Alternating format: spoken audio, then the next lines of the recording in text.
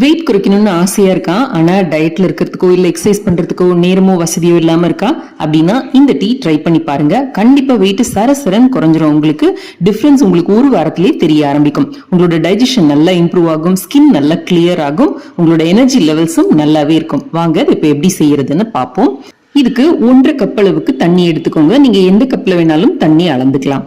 இத ஒரு சாஸ் பேன்ல ஊத்திக்கோங்க. இப்ப இது கூட 1 டேபிள் ஸ்பூன் அளவுக்கு தனியா விதைகள் சேர்த்துக்கோங்க. இது கூடவே 1 டீஸ்பூன் அளவுக்கு சீரகம் சேர்த்துக்கோங்க.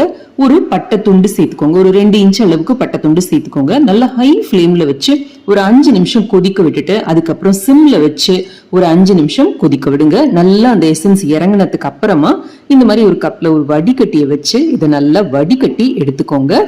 காலையில இதெல்லாம் செய்யறதுக்கு உங்களுக்கு டைம் இல்லை அப்படின்னா நைட்டே இந்த 3 பொருளையும் சேர்த்து 1 கப் தண்ணியில நல்லா ஊற வச்சுட்டு காலையில ஜஸ்ட் சூடு மட்டும் பண்ணி குடிச்சிங்கன்னா கூட இதே எஃபெக்ட் உங்களுக்கு கிடைக்கும். இதை இப்படியே காலையில எம்டி ஸ்டமக்ல குடிச்சுக்கோங்க. அவ்வளவுதாங்க.